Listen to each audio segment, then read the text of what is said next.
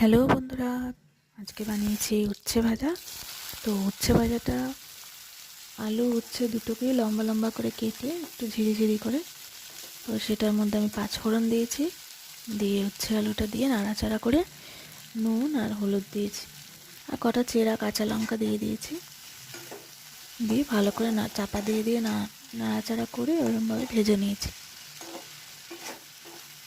তো ভালোই হয়েছিল, আর একদম ঝরঝরে হয়েছিল। গরম গরম ভাতের সাথে গরম গরম উচ্ছে ভাজা দারুণ লাগে। তো তোমরা কেমন করে খেতে পছন্দ করো, মানে এরকম ধরনের নাকি একটা ছোট ছোট করে কাটা হয়, কুমড়ো উচ্ছে হয়, কুমড়ো উচ্ছেটা সর্ষে ফোড়ন দিলে ভালো লাগে, মানে একটু মিষ্টি দিতে হয়। আর এটা শুধু ঝাল বানিয়েছি, মানে কাঁচা লঙ্কা দিয়ে একদম ঝাল ঝাল মতো ভাজা করেছি।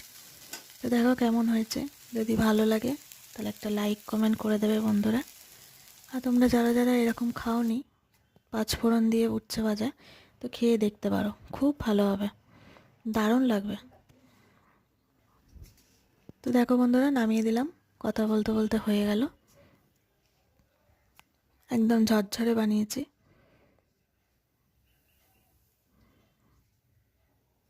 তো দেখো ভালো লাগছে।